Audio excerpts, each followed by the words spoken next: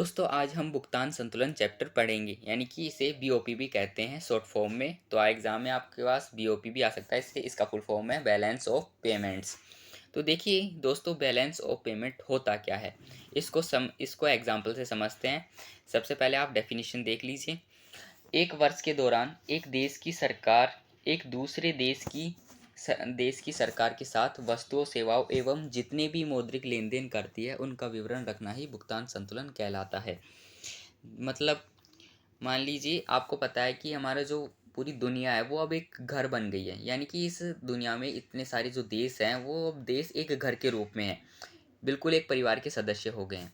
एक देश एक दूसरे से व्यापार करते हैं, तो इसी द्वारा हम समझते हैं। देखिए मान लीजिए एक ए नाम का देश है और एक बी नाम का देश है। ये दोनों बहुत ही अच्छे मित्र हैं और ए नाम का जो देश है वो बी नाम के देश से व्यापार करता है और ये बी ए से व्यापार करता है। तो ये दोनों ही विभिन्न चीज़ों का व्यापार करते हैं, विभिन्न मौद्रिक लेन देन करते हैं। मौद्रिक लेन देन का मतलब पैसे एक देश से दूसरे देश भेजते हैं। तो इनका जो विवरण रखता है वो बीओपी अकाउंट होता है। यानी कि बीओपी एक ऐसा अकाउंट है जो कि विभिन्न देशों से किए गए विवरणों को रखता है। मतलब भारत अमेरिका से व्यापार करता है, चीन से व्यापार करता है, ब्रिटेन से करता है, रूस से करता है, जिस भी देश से व्यापार करता है तो उसका जो विवरण रखता है। विवरण का मतलब है कि जो पैसे हमने खर्च किए हैं और जो बाहर से हमारे देश में आए हैं उन दोनों में कितना अंतर है वो कौन रखता है, वो बीओपी अकाउंट रखता है। तो आपको समझ में आ गया होगा बीओपी अकाउंट क्या होता है। आगे हम इसे पढ़ेंगे तो और आप डीपली समझ जाएंगे।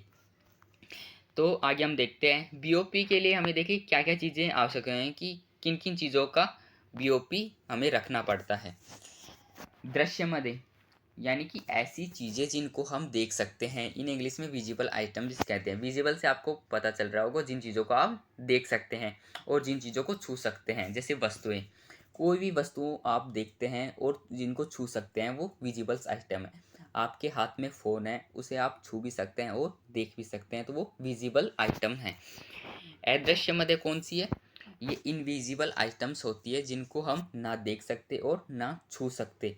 ये इनको हम महसूस कर सकते हैं, जैसे बैंकिंग सेवाएं, जहाजरानी, बीमा आदि। यहाँ पे जहाजरानी का मतलब है ट्रांसपोर्ट सेवा है, यानी कि जितनी हम जहाज़ों से जो ट्रांसपोर्ट करते हैं वो, और जो एयरप्लेन से जो ट्रांसपोर्ट करते हैं उसकी जो सेवाएं होती हैं, सेवाओं की बात हो रही है यहाँ पे सर्विसेज की। इंग्लिश में इसे सर्विसेज कहते हैं। जितनी भी सर्विसेज हैं उनकी हम बात करते हैं तो वो इनविजिबल आइटम होती हैं जिनको हम देख नहीं सकते, केवल महसूस कर सकते हैं। तो इन दो चीज़ों की तो सबसे ज़्यादा ज़रूरत होती है। इन दो चीज़ों को आपको पता रखना चाहिए, क्योंकि किसी भी अगर बीओपी का हम अकाउंट बनाते हैं, जिसका भी संतुलन हम रखते हैं, तो हमें दृश्य मदे और अदृश्य मदों की आवश्यकता होती है। अब इसमें और भी होते हैं क्रेडिट मदे, डेबिट मदे और चालू हस्तांतरण एक तरफा। सबसे पहले आप ये देख लीजिए चालू हस्तांतरण एक तरफा क्या होता है। देखिए कि ये एक तरफा भुगतान होता है। जैसे आपने किसी देश को मतलब कोई दान दिया या कोई गिफ्ट दिया, किसी एक देश को दे रहे हैं, आप उस देश से कुछ भी नहीं ले रहे। मान लीजिए कि श्रीलंका में बाढ़ से 50,000 लोगों की मौत हो गई, तो भारत भी उस पर शोक व्यक्त करेगा, और शोक व्यक्त करेगा तो वो कुछ पैसे उनके मतलब उनके परिवारों को दे सकता है। ये ऐसा होता है कई बार, मतलब कई देश दे देते हैं। तो ऐसा भारत भी दे सकता है, उन्हें 50,000 दे, 1 लाख दे, 2 लाख दे, 5 लाख दे, मुझे नहीं पता कितने दे, लेकिन वो देगा। तो वो चालू हस्तांतरण एक तरफा होता है, ये एक तरफा भुगतान होता है। अब क्रेडिट मदे और डेबिट मदे देख लेते हैं। जो पैसा हमने विदेशों से प्राप्त किया वो क्रेडिट मदे होती हैं। जो पैसा हमने विदेशों को दिया यानी कि भुगतान किया वो डेबिट मदे होती है। आगे देखते हैं हम और चीज़ें। अब इम्पोर्टेंट चीज़ यहाँ से आती है कि जो भुगतान संतुलन होता है, यानी कि जो बीओपी अकाउंट होता है। बीओपी एक अकाउंट होता है जिसके मतलब आप ऐसे मान लीजिए दो छोटे से बेटे होते हैं, जो छोटे छोटे, जिनके बारे में आपको समझना है इस चैप्टर में। और इन दोनों के बारे में आपने समझ लिया तो मतलब मान लीजिए लगभग चैप्टर ही ख़त्म। इन दोनों के बारे में ही आपको समझना है। तो देखिए चालू खाता जिसे हम करंट अकाउंट भी कहते हैं और पूंजीगत खाता यानी कि जिसे कैपिटल अकाउंट भी कहते हैं, होता क्या है। सबसे पहले चालू खाता देखिए आप। चालू खाते के अंतर्गत विभिन्न दृश्य एवं अदृश्य मदों का व्यापार दूसरे देश से करना चालू खाते के अंतर्गत आता है। यानी कि हमने जो वस्तुओं और सेवाओं का जो आयात निर्यात करते हैं किसी भी देश से, तो उसका जो विवरण रखता है वो करंट अकाउंट रखता है, यानी कि चालू खाता उसका विवरण रखता है। केवल यहाँ पे वस्तुओं और सेवाओं की बात हो रही है, किसी भी मौद्रिक लेन देन की बात नहीं हो रही है। ये बात आपने नोटिस की होगी। वस्तुएं और सेवाओं मतलब जितनी वस्तुएं हमने इंडिया से बाहर भेजी और जितनी वस्तुएं बाहर से इंडिया में आई, उसका जो विवरण होता है वो चालू खाता रखता है। तो आपको चालू खाता समझ में आ गया होगा। अब जब आप कैपिटल अकाउंट के बारे में को समझेंगे तो आपको इन दोनों का डिफरेंस भी पता चल जाएगा कि इन दोनों के अंदर डिफरेंस क्या है। इसमें दृश्य मदे और अदृश्य मदे शामिल होती है, ये आपको पता होना चाहिए। और जो एक इकोनॉमी के लिए करंट अकाउंट ही सबसे बेहतर माना जाता है, क्योंकि हम जानते हैं कि जो रियल इकोनॉमी होती है उसमें वस्तुओं और सेवाओं का ही विनिमय ज़्यादा होता है, ना कि ये नॉमिनल विनिमय ज़्यादा होता है, यानी कि मुद्रा का विनिमय उसमें इतना ज़्यादा नहीं होता जितना कि वस्तुओं और सेवाओं का विनिमय होता है। इसलिए इकोनॉमी की दृष्टि से ये अच्छा माना जाता है करंट अकाउंट। अब हमें देखना है पूंजी खाता। पूंजी खाता क्या होता है, जिसे हम कैपिटल अकाउंट भी कहते हैं। पूंजी खाते के अंतर्गत सरकार के विभिन्न देशों के साथ सभी मौद्रिक लेन देन का हिसाब पूंजी खाता रखता है। यानी कि जितना भी सरकार एक दूसरे के साथ, यानी कि भारत की सरकार अमेरिका की सरकार के साथ जितने भी मौद्रिक लेन देन करती है, मौद्रिक लेन देन का मतलब होता है जितने भी पैसों का लेन देन करती है, जो पैसों का लेन देन होता है वो तो पूंजी खाते के अंतर्गत आता है। और जो वस्तुओं और सेवाओं का लेन देन होता है वो इसके मतलब चालू खाते के अंतर्गत आता है। अब देखिए पूंजी खाते के एग्जाम्पल देखते हैं, आपको और भी समझ में आएगा। एग्जाम्पल देखिए आप, उधार, जितने भी बोरोविंग्स होते हैं, यानी कि इंडिया ने इंडिया ने रूस से कितना उधार लिया और श्रीलंका ने भारत से कितना उधार लिया, इसका जो विवरण होता है वो कैपिटल अकाउंट रखता है, यानी कि पूंजी खाता रखता है। कितना उधार हमने दिया है, कितना उधार हमने लिया है, कितना ब्याज हमने दिया है, कितना ब्याज हमने लिया है, इंटरेस्ट, ये सब भी इसी पूंजी खाते के अंतर्गत ही आता है। इसमें जो सबसे इम्पोर्टेंट चीज़ होती है वो है विदेशी निवेश। विदेशी निवेश क्या होता है, मान लीजिए हमने किसी देश में निवेश किया, वहाँ पे कंपनी खोल ली या फिर वहाँ कंपनी की हिस्सेदारी खरीद ली, तो वो हमने वहाँ पे इन्वेस्ट किया है किसी देश में। और ऐसे ही बाहर वाले जो देश होते हैं वो इंडिया में इन्वेस्ट करते हैं। तो ये इन दोनों का जो अंतर होता है वो कैपिटल अकाउंट रखता है। एक बात आप ध्यान रख लीजिए, हम यहाँ पे मैक्रो पढ़ रहे हैं, तो हम यहाँ पे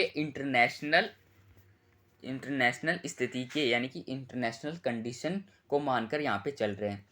तो आप ये मत समझिए कि जहाँ पे आपने माइक्रो पढ़ी थी तो वहाँ पर आप केवल इंडिया के बाज़ार की बात कर रहे हैं। ये अंतर्राष्ट्रीय बाज़ार है, यानी कि हम एक देश से दूसरे देश का व्यापार है, ना कि एक स्टेट से दूसरे स्टेट का।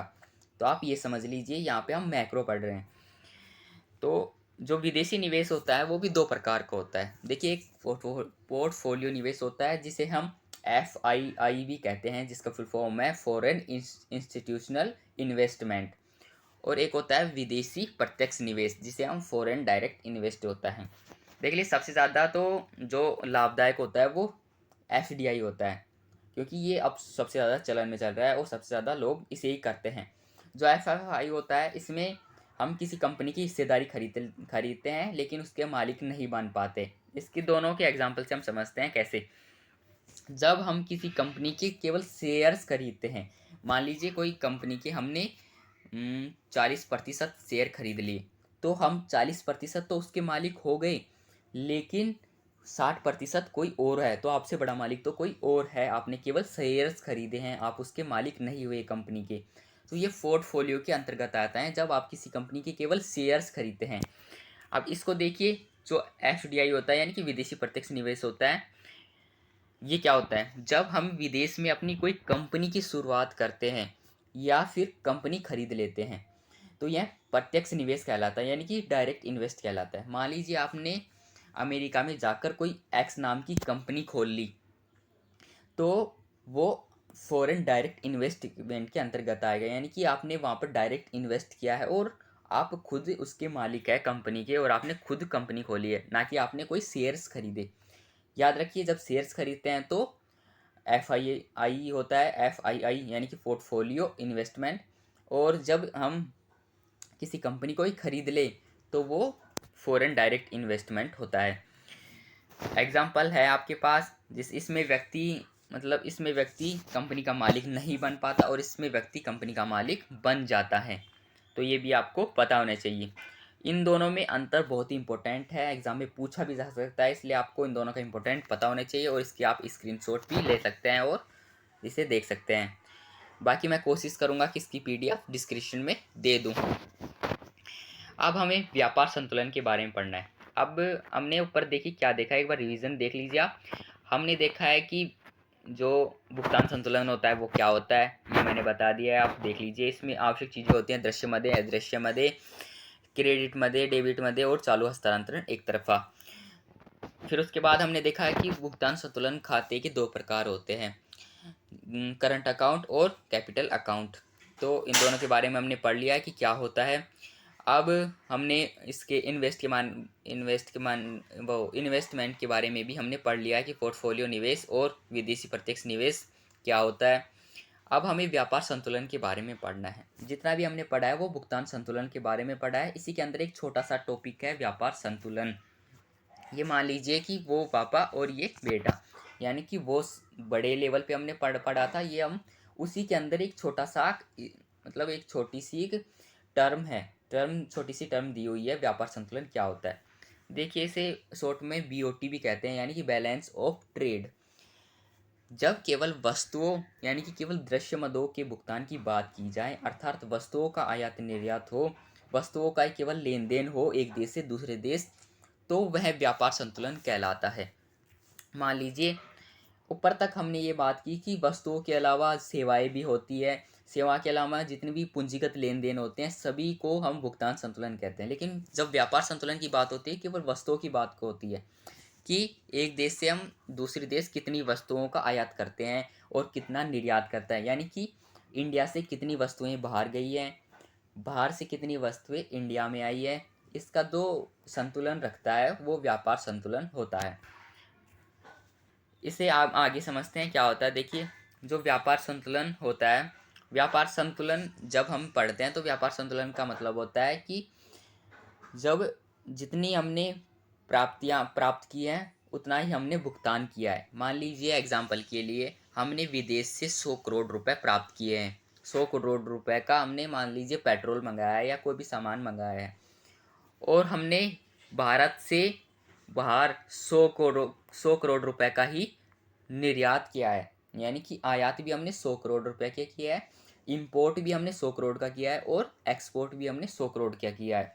तो ये क्या हुआ, ये इक्वल की स्थिति है, यानी कि यहाँ पर इक्विलिब्रियम हो जाएगा, यानी कि यहाँ पर संतुलन हो जाएगा, और इसे ही व्यापार संतुलन कहते हैं। अब स्थिति जब आती है जब व्यापार असंतुलन में होता है, यानी कि संतुलन नहीं होता, तो तब हमें भुगतान शेष आधिक्य पढ़ना होता है और भुगतान शेष घाटा भी पढ़ना होता है। इंग्लिश में बोप सरप्लस और बोप डेफिशिएट, BOP डेफिशिएट। यहाँ पे हमें इस दोनों के बीच का डिफरेंस देखना है कि इन दोनों के बीच क्या डिफरेंस है। तो देखिए सबसे पहले हम भुगतान शेष आधिक्य देख लेते हैं, जिसे BOP सरप्लस भी कहते हैं।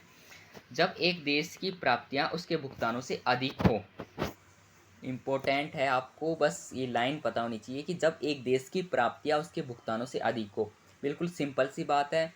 मतलब हमने बाहर से ज़्यादा प्राप्त किया हो और यहाँ से कम भेजा हो, यानी कि हम एग्जाम्पल के लिए लिखा हुआ है कि हमने विदेशों से 100 करोड़ प्राप्त किया हो और केवल 50 करोड़ का ही भुगतान किया हो, यानी कि 50 करोड़ ही इंडिया से बाहर भेजा हो, तो ये व्यापार आधिक्य की स्थिति आती है, यानी कि ये हमारे फायदे में होता है ये व्यापार। अब जब होता है जब भुगतान शेष घाटा होता है तब क्या होता है, जब एक देश का भुगतान उसके प्राप्तियों से अधिक हो, यानी कि हमने भुगतान ज़्यादा किया हो और प्राप्त कम किया हो। एग्जाम्पल के लिए हमने 50 करोड़ प्राप्त किया हो और 100 करोड़ का भुगतान किया हो, तो देखिए इन दोनों के बीच कितना डिफरेंस है।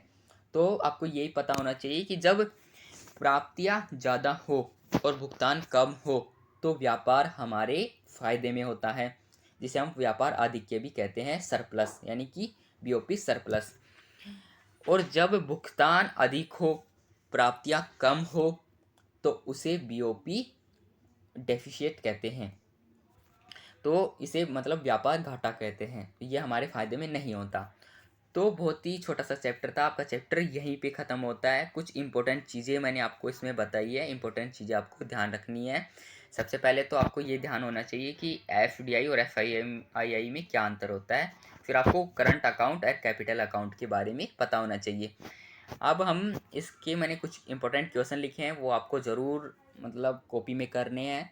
इनको उतार लीजिए और इनके आंसर आपको खुद लिखने हैं। मैं ये मानता हूँ कि जब तक आप खुद नहीं करेंगे किसी क्वेश्चन को, तो आपको कोई भी वीडियो अच्छे मार्क्स नहीं दिला सकती, जब तक आप खुद प्रैक्टिस नहीं करेंगे। इन क्वेश्चनों को कॉपी में उतार लीजिए और कोई भी मतलब कोई भी समस्या हो, कोई भी प्रॉब्लम हो, कोई भी कन्फ्यूज़न हो, आप डिस्क्रिप्शन मतलब उसमें कमेंट में लिख सकते हैं और मैं उसका आंसर वहीं पे दे दूँगा।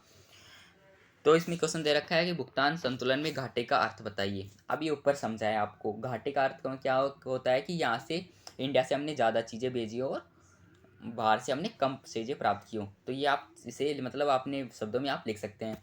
चालू खाता और पूंजी खाते के बीच आपको अंतर बताना है। बहुत अच्छा अंतर मैंने बताया कि चालू खाता केवल वस्तुओं और सेवाओं का जो लेन देन होता है उसको रखता है, और पूंजीगत खाता जो होता है जो कि मौद्रिक लेन देनों को रखता है।